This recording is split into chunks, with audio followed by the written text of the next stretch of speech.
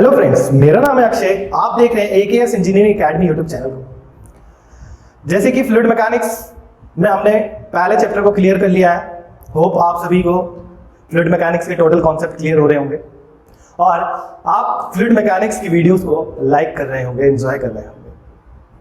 तो काफ़ी passionately and dedication के साथ हम लोग अपने फ्लूइड मैकेनिक्स के लेक्चर को कंप्लीट कर रहे हैं और साथ ही साथ आज से पैरेलली हम लोग स्ट्रेंथ ऑफ मटेरियल को भी स्टार्ट करने जा रहे हैं। तो चलिए स्टार्ट करते हैं स्ट्रेंथ ऑफ मटेरियल को।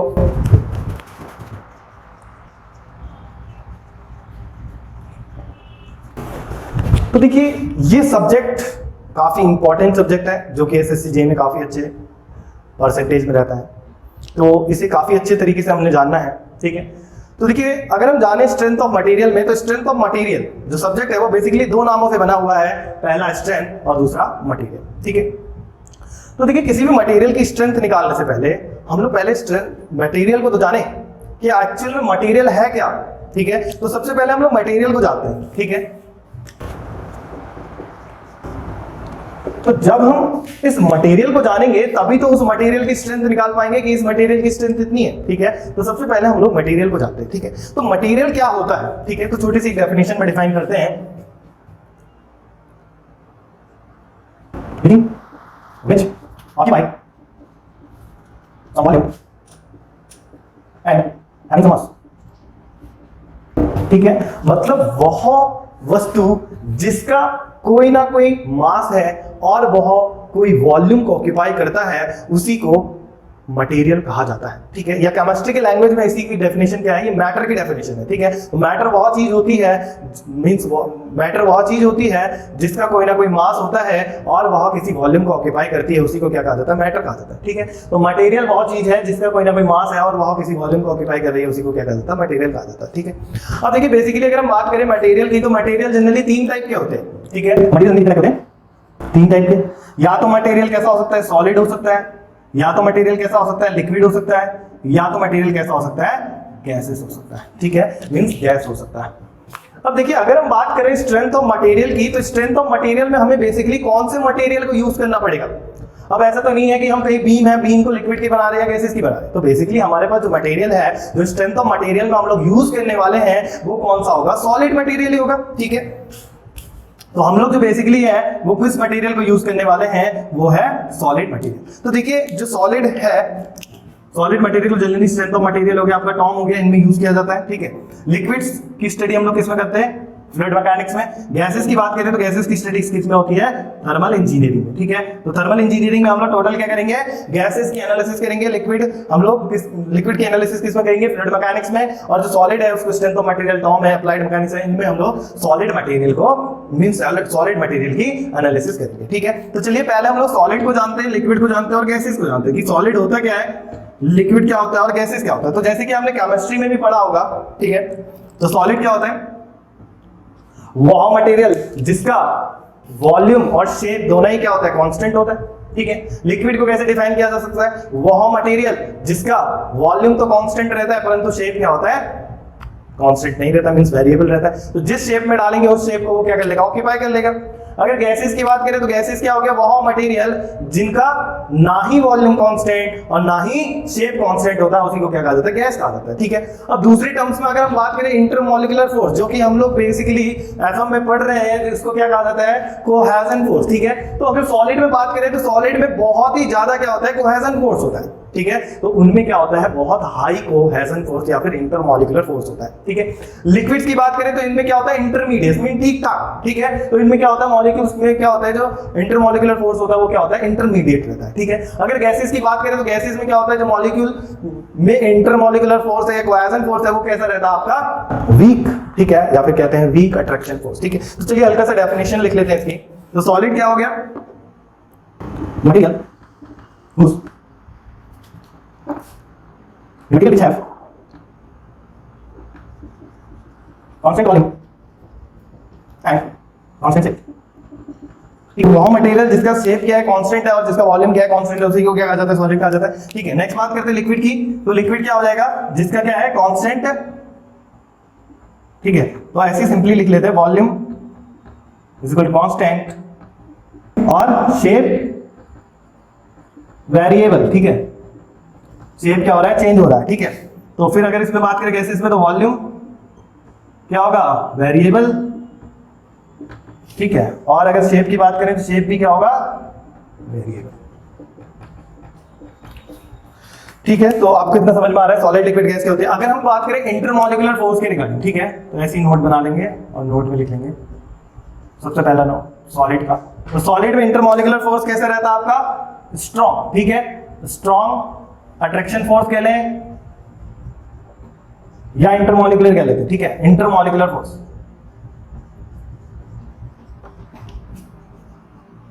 या फिर जिसे क्या कहा जाता है, कोहेजन, ठीक है। लिक्विड,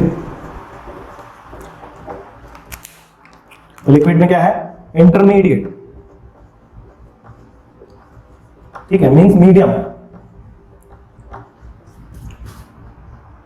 इंटरमॉलिक्यूलर,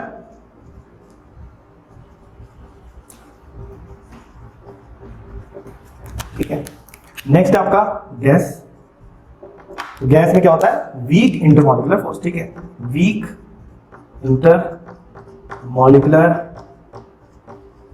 फोर्स, ठीक है। तो गैसेस में जो इंटरमॉलिक्यूलर फोर्स होता है वो कैसा होता है, वीक होता है, ठीक है। तो हमने मटेरियल के बारे में जाना, मटेरियल तीन टाइप के, सॉलिड, लिक्विड, गैसेस, और फिर हमने सॉलिड, लिक्विड, गैसेस के बारे में जाना। तो हमने देखा कि हमें जो स्ट्रेंथ ऑफ मटेरियल से जो इंपॉर्टेंट मटेरियल है वो कौन सा है, सॉलिड है। तो नेक्स्ट हम लोग जानते हैं कि सॉलिड के बारे में, ठीक है। तो चलिए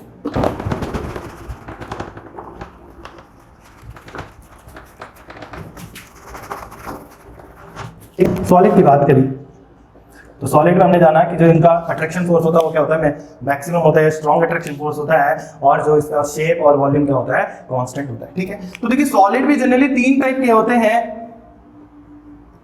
पहला तो elastic solid, plastic solid and rigid solid, ठीक है। तीन टाइप के सॉलिड्स हैं।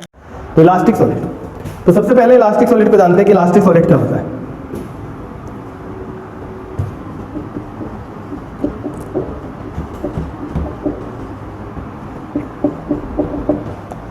तो इसके लिए एक हल्का सा एग्जांपल ले लेते हैं। मान लेते हैं कि हमारे पास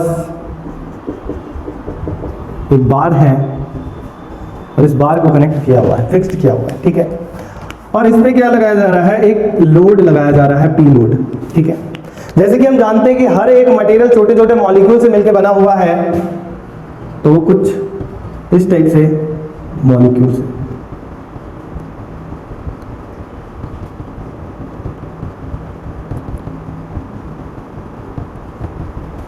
ठीक है, ये कोई मॉलिक्यूल की लेयर्स हैं।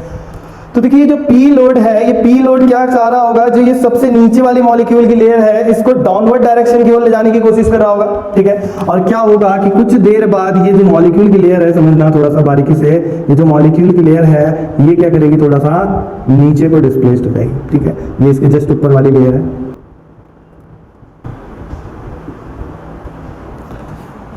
तो देखिए पी लोड लगाने से क्या हुआ, जो ये मॉलिक्यूल की लेयर है हल्का सा डिस्प्लेस होकर थोड़ा सा नीचे को आ गई है।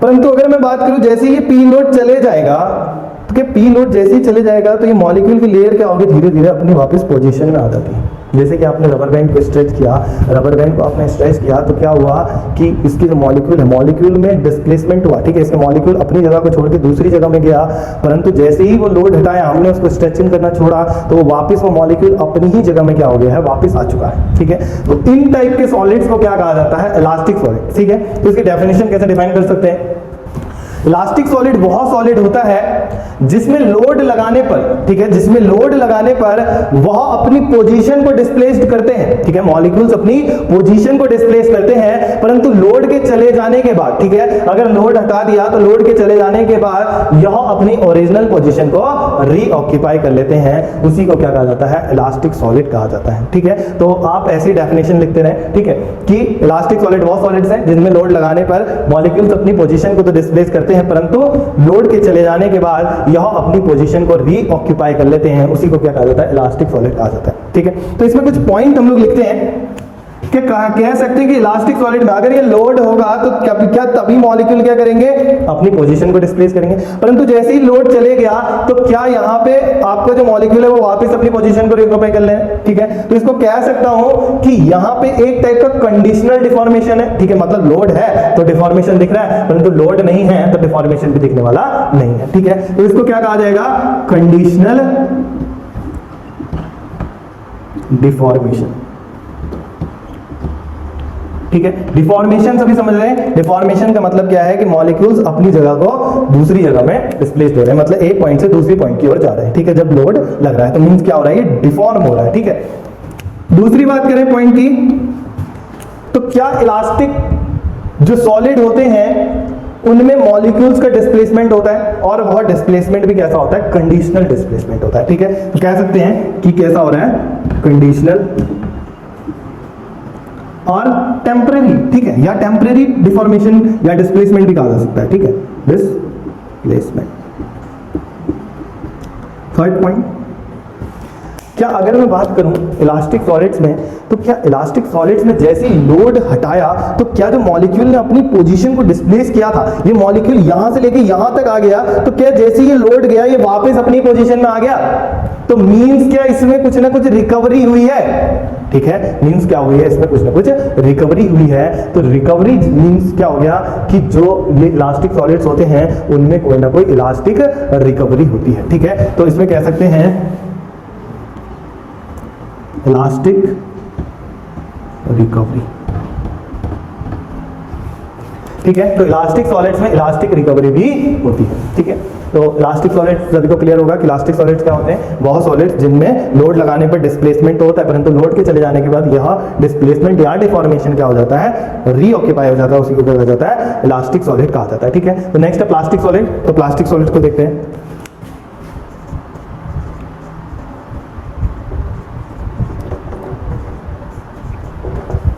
देखिए प्लास्टिक सॉलिड सेम इसमें बात करते हैं, जैसे कि मान लेते हैं कि हमने ये लोड लगाया और लोड लगाने के बाद ये मॉलिक्यूल ने क्या किया, अपने को डिस्प्लेस किया, ठीक है।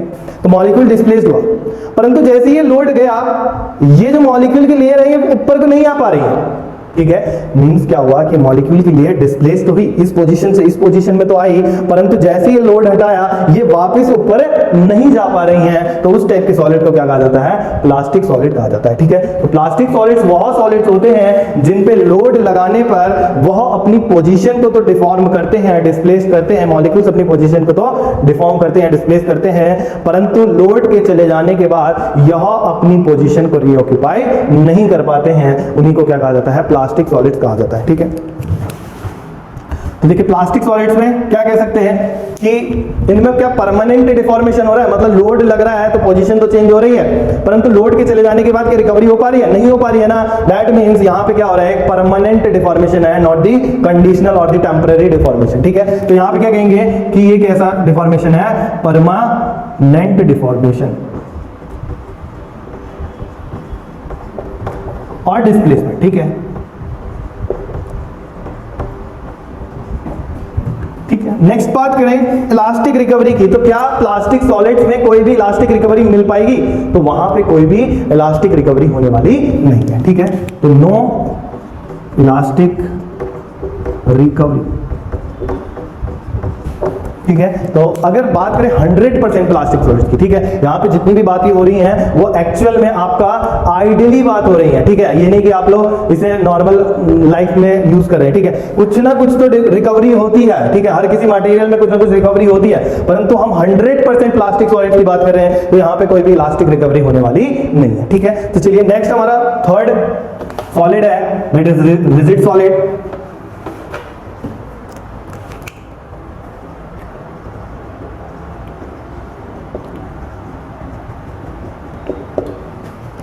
देखिए रिजिड सॉलिड क्या होता है, वह सॉलिड जिस पे लोड लगाने पर मॉलिक्यूल्स अपनी पोजीशन को डिस्प्लेस नहीं करते हैं, और ज्यादा लोड लगाने पर या फिर लोड को और बढ़ाने पर वह मटेरियल फ्रेगमेंटेड पीसेस में ब्रेक हो जाता है, उसी को क्या कहा जाता है, रिजिड सॉलिड कहा जाता है, ठीक है। फ्रेगमेंटेड पीसेस का मतलब देखो, इसको लिख लेते हैं। तो सबसे पहले अगर हम बात करें तो यहां पे कोई डिफॉर्मेशन होगा तो नो डिफॉर्मेशन, तो कभी भी आपके पास रिजिड सॉलिड कहीं पे भी लिखा है और पूछे वहां पे कोई डिफॉर्मेशन होगा, तो आपके दिमाग में डायरेक्टली आ जाना चाहिए कि rigid solid that means no deformation, ठीक है, वहां पे कोई भी डिफॉर्मेशन नहीं होगा, ठीक है। तो रिजिड सॉलिड में नो डिफॉर्मेशन और कोई भी इलास्टिक रिकवरी नहीं होगी, ठीक है, तो नो इलास्टिक रिकवरी।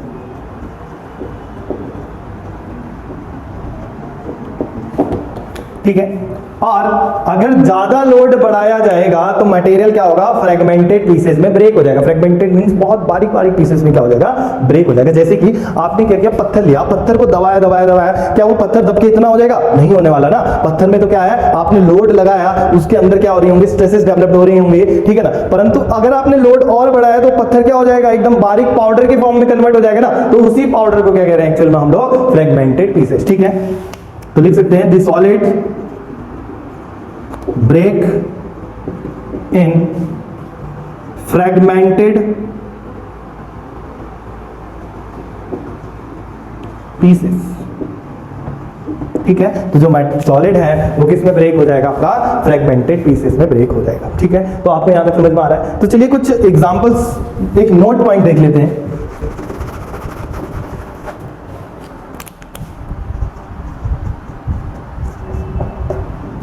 ठीक है, तो नोट पॉइंट में हम लोग सबसे पहले जानते हैं इलास्टिसिटी। इलास्टिक सॉलिड जान लिया, ठीक है। इलास्टिसिटी क्या है, वह प्रॉपर्टी, तो इलास्टिसिटी क्या है, एक प्रॉपर्टी है, ठीक है। किसी भी मटेरियल की क्या होती है, प्रॉपर्टी होती है, ठीक है। तो इलास्टिसिटी किसी भी मटेरियल की वह प्रॉपर्टी होती है जिसके कारण मटेरियल अपने डिफॉर्मेशन को रिकवर करता है, ठीक है। मतलब मान लो कि ये जो बार है इसकी लंबाई थी 100, मैंने इसको स्ट्रेच कर दिया 2 मीटर तक या 2 तक स्ट्रेच कर दिया, ठीक है। मान लेते 2 तक हमने क्या किया, स्ट्रेच किया, तो कितना मटेरियल उसको रीऑक्यूपाई कर पा रहा है, ठीक है। मतलब 2 था, उसको 0 करना है, ठीक है। तो उसी को क्या कहा जाता है, इलास्टिसिटी प्रॉपर्टी। मतलब मटेरियल की वो प्रॉपर्टी जिसके कारण मटेरियल डिफॉर्मेशन को रिकवर करता है, उसी को क्या कहा जाता है, इलास्टिसिटी कहा जाता है, ठीक है। तो मटेरियल के अंदर एक प्रॉपर्टी है जिसके कारण मटेरियल क्या कर रहा है, अपने डिफॉर्मेशन को रिकवर कर रहा है, उसी को क्या कहा जा रहा है, इलास्टिसिटी कहा जा रहा है, ठीक है। चलिए तो इसको लिख लेते हैं definition. The property of material by which the material recover its deformation, ठीक है। मटेरियल की प्रॉपर्टी जिसके कारण मटेरियल अपने डिफॉर्मेशन को रिकवर करता है, उसी को क्या कहा जाता है, इलास्टिसिटी कहा जाता है, ठीक है। अब देखिए हमारे पास कुछ मटेरियल हैं, जैसे कि हमने बोला रबर और स्टील। अब इससे क्वेश्चन पूछा जाता है कि विच इज मोर इलास्टिक, कौन सा ज्यादा इलास्टिक है, ठीक है। तो देखिए अगर हम बात करें रबर और स्टील में, तो सबसे ज्यादा इलास्टिक कौन सा है, स्टील। क्यों, क्योंकि स्टील में इलास्टिक रिकवरी सबसे ज्यादा है, ठीक है। कौन कितना खींच रहा है ये इंपॉर्टेंट नहीं है, कौन अपने को रिकवर कर ले रहा है, ठीक है। यही तो मैंने लिखा है ना, by with the material recovery its deformation, मतलब वो अपने डिफॉर्मेशन को कितना रिकवर कर पा रहा है, उसी को क्या कहा जा रहा है, इलास्टिसिटी कहा जा रहा है, ठीक है। तो मतलब कौन सा ज्यादा इलास्टिक है, तो क्या स्टील की अगर बात करें तो स्टील ने मान लो कि उसने अपने डिफॉर्मेशन को 90% तक क्या कर लिया, रिकवर कर लिया। वहीं पे अगर हम रबर की बात करें तो रबर 80% ही रिकवर कर पा रहा है। तो किसने ज्यादा रिकवरी की है, स्टील ने, तो स्टील इज मोर इलास्टिक, ठीक है। तो स्टील क्या है हमारा, मोर इलास्टिक है, किसके कंपैरिजन में, रबर के कंपैरिजन। तो हम देखते हैं कि इलास्टिक रिकवरी कितनी हो रही है, ठीक है। जितनी ज्यादा इलास्टिक रिकवरी उतनी ही ज्यादा क्या होगी, उसकी इलास्टिसिटी प्रॉपर्टी होगी, ठीक है। क्लियर है सभी को। चलिए नेक्स्ट है हमारा प्लास्टिसिटी। तो प्लास्टिसिटी को कैसे डिफाइन किया जा सकता है, किसी भी मटेरियल की वह प्रॉपर्टी, ठीक है, किसी भी मटेरियल की वह प्रॉपर्टी जिसके कारण मटेरियल अपने डिफॉर्मेशन को रिकवर नहीं कर पाता है, ठीक है। जिसके कारण मतलब एक बार इसके मॉलिक्यूल चले गए, दूर चले गए, तो ये अब वापस आने वाले नहीं है, ठीक है। तो उसी प्रॉपर्टी को क्या कहा जाता है, प्लास्टिसिटी कहा जाता है, ठीक है। तो मटेरियल की वो प्रॉपर्टी जिसके कारण मटेरियल अपने डिफॉर्मेशन को रिकवर नहीं कर पाता है, उसी को क्या कहा जाता है, प्लास्टिसिटी प्रॉपर्टी कहा जाता है। ठीक है, तो the property of a material by which the material does not या do not recover its deformation is known as plasticity property. ठीक है, तो इस डेफिनेशन को सेम आप लिखेंगे, यहां पे खाली ऐड हो जाएगा do not recover its deformation. चलिए नेक्स्ट है रिजिडिटी।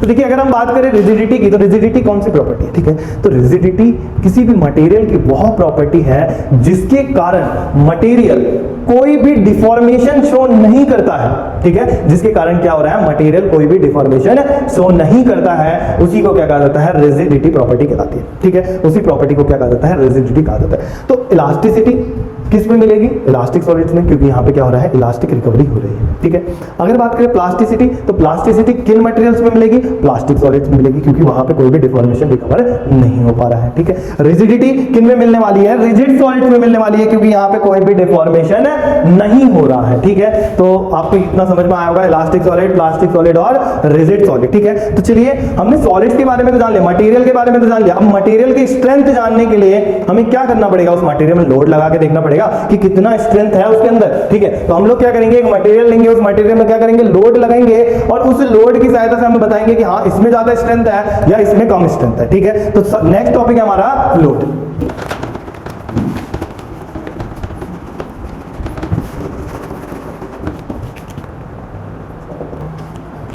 तो देखिए लोड को कैसे डिफाइन किया जा सकता है। ठीक है, तो लोड क्या है, एक टाइप का एजेंट है। तो लोड वह एजेंट है जो किसी मटेरियल के शेप, डायमेंशन को चेंज करने की कोशिश करता है या कर देता है, उसी को क्या कहा जाता है, लोड कहा जाता है। ठीक है, तो आपके पास भी कोई एजेंट आए होंगे तो वो या तो आपकी जिंदगी को बना देंगे या तो क्या कर देंगे, बिगाड़ ही देंगे। ठीक है ना, तो मतलब लोड वह एजेंट है जो किसी भी मटेरियल के शेप, डायमेंशन या पोजीशन भी कह सकते हैं, ठीक है, या पोजीशन को चेंज करने की कोशिश करता है या कर देता है, उसी को क्या कहा जाता है, लोड कहा जाता है। ठीक है, ठीक है, तो लोड वह एजेंट है जो किसी भी मटेरियल के शेप, डायमेंशन को चेंज करने की कोशिश करता है या फिर कर देता है, उसी को क्या कहा जाता है, लोड कहा जाता है। ठीक है, अब देखिए जनरली लोड 3 टाइप के होते हैं। ठीक है, तो लोड कितने टाइप के होते हैं, 3 टाइप के होते हैं। पहला टेंसाइल लोड, कंप्रेसिव लोड या शियर लोड। ठीक है, तो 3 टाइप के लोड हैं, टेंसाइल, कंप्रेसिव या शियर लोड, या फिर फोर्स भी कहा जा सकता है, लोड या फोर्स बात ही है। ठीक है, टेंसाइल फोर्स, कंप्रेसिव फोर्स या शियर फोर्स। ठीक है, तो अब इन्हें 1 बाय 1 समझते हैं कि टेंसाइल लोड क्या होता है। चलिए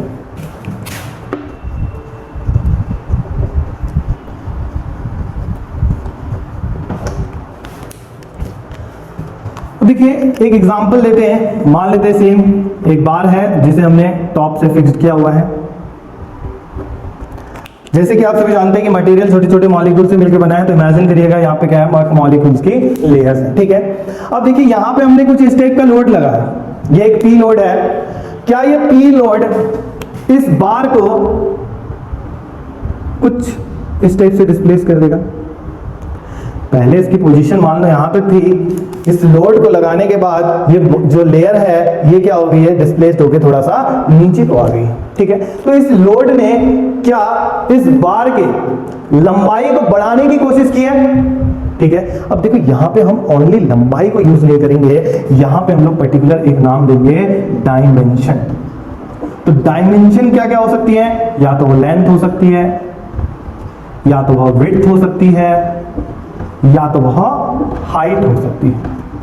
ठीक है, तो किसी भी पोजीशन में लगाइए, अगर मैंने उसे लेंथ के अलोंग लगाया है तो लेंथ में इंक्रीमेंट करेगा, अगर मैंने उसे विड्थ के अलोंग लगाया है तो विड्थ में इंक्रीमेंट करेगा, अगर मैंने उसे हाइट के अलोंग लगाया है तो उसकी हाइट को इंक्रीज करेगा। क्लियर है, तो डायमेंशन इन तीनों के लिए यूज हो जाएगा। तो हम लोग क्या बोलेंगे कि वह एजेंट जो किसी भी मटेरियल की लंबाई को बढ़ाने की कोशिश करता है या कर देता है, उसी को क्या कहा जाता है, टेंसाइल लोड कहा जाता है। ठीक है, या फिर क्या कह सकते हैं कि वह एजेंट जो किसी भी वस्तु के डायमेंशन को बढ़ाने की कोशिश करता है या बढ़ा देता है, उसी को क्या कहा जाता है, टेंसाइल लोड कहा जाता है। ठीक है, तो टेंसाइल लोड सभी को क्लियर होगा कि टेंसाइल लोड क्या है। तो आप लोग डेफिनेशन लिखते रहे। ठीक है, नेक्स्ट है हमारा कंप्रेसिव लोड। ठीक है, इसी में देख लेते हैं कंप्रेसिव लोड को।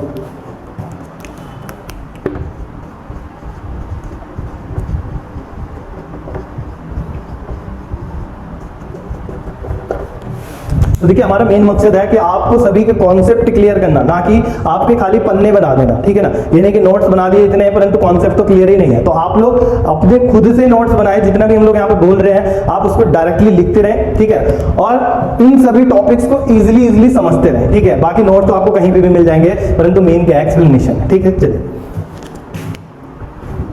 तो देखिए यहां पे हमने क्या किया कि इस लोड को कुछ अपर डायरेक्शन में लगा दिया।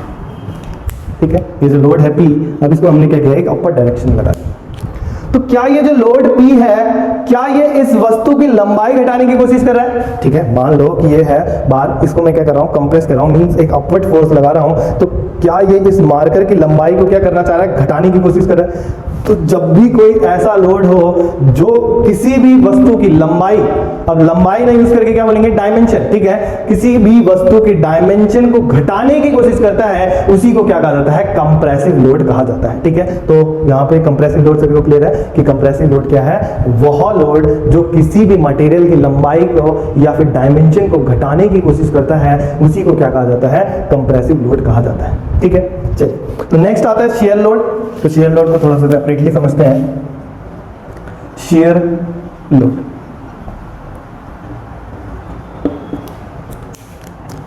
अब देखिए हमने क्या किया, मान लेते हैं कि ये कोई बार है, ये कोई मटेरियल है, इस मटेरियल को हमने क्या कर दिया, बॉटम में फिक्स कर दिया। जैसे कि हम जानते हैं कि हर एक मटेरियल छोटे छोटे मॉलिक्यूल से मिलकर बना हुआ है, तो कुछ इस टाइप से मॉलिक्यूल की लेयर्स है।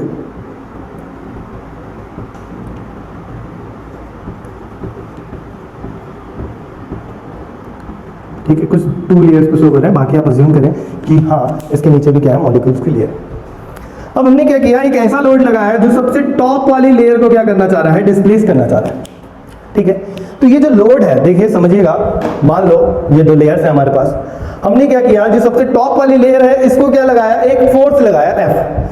तो क्या ये जो लोड है, क्या इस लेयर को, ये जो फर्स्ट लेयर है, इस फर्स्ट लेयर को सेकंड लेयर पे स्लाइड करने की कोशिश कर रहा है? ये चाह रहा है कि ये जो लेयर है ये उसके ऊपर क्या हो जाए, स्लाइड हो जाए। ठीक है, तो इस टाइप का नेचर जब भी हमें दिखता है किसी भी लोड का, तो उस लोड को क्या कहा जाता है, शियर लोड कहा जाता है। ठीक है, या फिर जैसे कि आपने देखा होगा कि एक सरिया जब काटते हैं, ठीक है ना, जो लेंटर डालते हैं तो क्या करते हैं, सरिया काटते हैं, तो उस दौरान हम लोग क्या करते हैं, एक यहाँ पे लगाते हैं और एक क्या करेंगे, तो देखिए यहाँ पे क्या है, मॉलिक्यूल की लेयर है, सेम यहाँ पे भी क्या है, मॉलिक्यूल की लेयर है। ठीक है, ये कोई मॉलिक्यूल की लेयर है, आपस में टाइप है।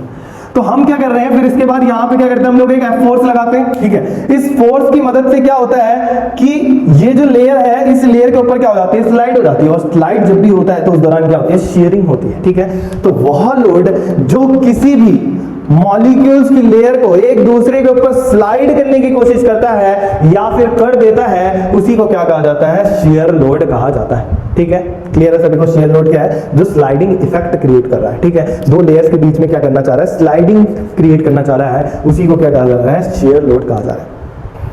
अब देखिए मैंने बोला था कि लोड वह एजेंट है जो किसी भी वस्तु की शेप, डायमेंशन और पोजीशन को चेंज करने की कोशिश करता है। अब देखिए अगर हम बात करें टेंसाइल लोड और कंप्रेसिव लोड की, तो क्या इन दोनों में इस लोड ने इसकी डायमेंशन को चेंज करने की कोशिश की है? ठीक है, इसने क्या किया, इसकी डायमेंशन को घटाया, और टेंसाइल लोड ने क्या किया, इसकी डायमेंशन को बढ़ाया। परंतु अगर मैं शेयर लोड की बात करूं तो शेयर लोड में क्या कोई डायमेंशन में चेंजेस आ रहे हैं? क्या ये लंबाई एकदम बढ़ जाएगी? क्या ये जो विड्थ दिख रही है हमें, ये बढ़ जाएगी या घट जाएगी? ये तो होने वाला नहीं है ना। परंतु ये जो बार है ये क्या हो जाएगी, थोड़ी सी इस टाइप से डिस्प्लेस्ड हो जाएगी, मींस इसने कुछ ना कुछ थीटा एंगल बना लिया होगा, ठीक है। मतलब ये बार है, इसको मैंने फोर्स लगाया तो ये क्या हो चुकी है, कुछ स्टेप से डिस्प्लेस्ड हो चुकी है, ठीक है। तो क्या मैंने इसका शेप रेक्टेंगल था, मैंने इसको स्टेप से चेंज कर दिया, ठीक है। मींस जो शियर लोड होता है वो क्या करता है, शेप में चेंजेस करता है। अगर बात करें टेंसाइल और कंप्रेसिव की, तो टेंसाइल और कंप्रेसिव में क्या होता है, डायमेंशनल चेंज होता है, ठीक है। और फिर मैंने बात की थी कि लोड में पोजीशन चेंज की, तो देखिए पोजीशन चेंज आपकी अप्लाइड मैकेनिक्स में पढ़ा जाता है। वो फोर्सेस की जो एनालिसिस होती है पोजीशन चेंज की, वो हम लोग अप्लाइड मैकेनिक्स में पढ़ते हैं। यहाँ पे जितने भी लोड होते हैं वो खाली उसकी शेप और पोजीशन में चेंजेस, सॉरी शेप और डायमेंशन में चेंजेस लाते हैं, ना कि पोजीशन में, ठीक है। हमें ये नहीं करना है कि ये लेंटर है, ठीक है, लेंटर में फोर्स लग रहा है कि लेंटर को नीचे थोड़ी लाके देखेंगे, ठीक है। मींस वहां पे कोई भी पोजिशनल चेंजेस नहीं आएंगे, वहां पे ओनली क्या आएंगे, शेप और डायमेंशनल चेंजेस आने वाले, ठीक है। चलिए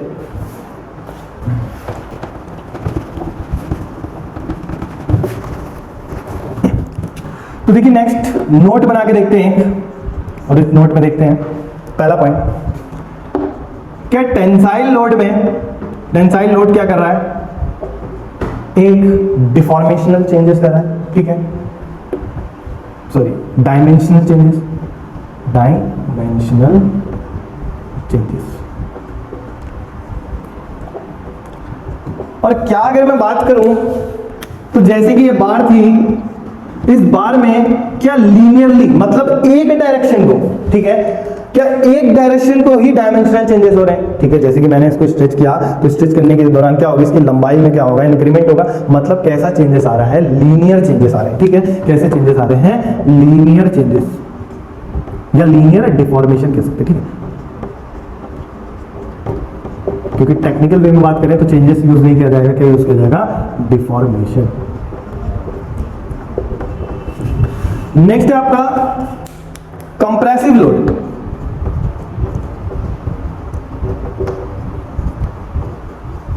तो देखो कि कंप्रेसिव लोड में भी डायमेंशनल डिफॉर्मेशन हो रहा है, वहां पे भी क्या हो रहा था, लंबाई या फिर चौड़ाई या फिर ऊंचाई, इन्हीं में तो चेंजेस आ रहे थे, ठीक है। तो मींस क्या हो रहा है, डायमेंशनल डिफॉर्मेशन हो रहा है, ठीक है। वहीं पे अगर हम बात करें, क्या इसमें भी लीनियर डिफॉर्मेशन ही हो रहा है, ठीक है। तो अगर हम बात करें कंप्रेशन में, तो यहां पे भी क्या हो रहा है, एक ही डायरेक्शन में क्या हो रहा है, आपका जो डिफॉर्मेशन है वो एक ही डायरेक्शन में हो रहा है, ठीक है। तो यहां पे हम क्या कह सकते हैं, सेम लीनियर डिफॉर्मेशन, ठीक है। नेक्स्ट अगर बात करें शेयर लोड की, तो क्या शेयर लोड में डायमेंशनल डिफॉर्मेशन है, तो वहां पे डायमेंशनल डिफॉर्मेशन नहीं है। वहां पे डिफॉर्मेशन किस टाइप का है, क्या इस लेयर ने कुछ एंगल बना लिया था, मींस वहां पे क्या आता है, एक एंगुलर डिफॉर्मेशन, ठीक है। तो वहां पे क्या आएगा, एंगुलर डिफॉर्मेशन, ठीक है। कैसा डिफॉर्मेशन आएगा, एंगुलर डिफॉर्मेशन। और इधर पे लीनियर डिफॉर्मेशन नहीं होके क्या है, एंगुलर डिफॉर्मेशन। डायमेंशनल डिफॉर्मेशन नहीं है तो कैसा है, शेप डिफॉर्मेशन, ठीक है। तो कैसा डिफॉर्मेशन है, शेप में डिफॉर्मेशन क्रिएट हुआ है, ठीक है। तो अगर हम बात करें शेयर लोड की, तो शेयर लोड क्या करता है, एक एंगुलर डिफॉर्मेशन करता है और दूसरा क्या करता है, शेप में डिफॉर्मेशन करता है, ठीक है। अब देखिए किसी भी वस्तु में हमने क्या किया, लोड को लगाया, ठीक है। सबसे पहले हमने मटेरियल को जाना था, तो मटेरियल कितने टाइप के होते हैं, फिर उसके बाद हमने क्या किया, उनकी स्ट्रेंथ को जानने के लिए उसमें क्या किया, एक लोड लगाया, ठीक है। अब लोड लगाने के बाद हमें पता लगा कि लोड भी तीन टाइप के हैं, एक तो टेंसाइल, कंप्रेसिव और शियर लोड, ठीक है। तो हमने देखा कि टेंसाइल लोड के कारण तो क्या हो रहा है, लंबाई में इंक्रीमेंट आ रही है, और कंप्रेसिव लोड के कारण क्या हो रहा है, लंबाई मींस डायमेंशन में क्या आ रहा है, डिक्रीमेंट आ रही है। शियर लोड के कारण क्या हो रहा है, हमारा एंगुलर डिफॉर्मेशन, और उसकी शेप में क्या आ रहे हैं, चेंजेस आ रहे हैं, ठीक है। तो हमने लोड तो समझ लिया। अब किसी भी बॉडी में आपने लोड को लगा दिया, तो वो लोड जैसे ही लगेगा तो बॉडी में क्या डेवलप होने लग जाएगी, स्ट्रेन डेवलप होगी, ठीक है। अब क्या डेवलप होगी, उसमें स्ट्रेन डेवलप होगी, ठीक है। अब मैंने इसमें लोड लगाया तो ये क्या होगा, जो लेयर है ये थोड़ा सा नीचे को आने लगेगी, ठीक है। तो अब नेक्स्ट टॉपिक आएगा हमारा स्ट्रेन, ठीक है। तो आज के लेक्चर में हम लोग यहीं तक पढ़ते हैं, ठीक है। बाकी जो स्ट्रेन वाला लेक्चर है उसे नेक्स्ट वीडियोस में हम कवर करेंगे। तो हमारे YouTube चैनल से आप लोग जुड़े रहें, और होप आपको स्ट्रेंथ ऑफ मटेरियल में उतने एंजॉय कर रहे होंगे जितना कि आप लोग फ्लूइड मैकेनिक्स में एंजॉय कर रहे हैं। तो कृपया करके हमारे इस चैनल को लाइक करें, शेयर करें, सब्सक्राइब करें और नोटिफिकेशन आइकन को दबाना ना भूलें। Thank you.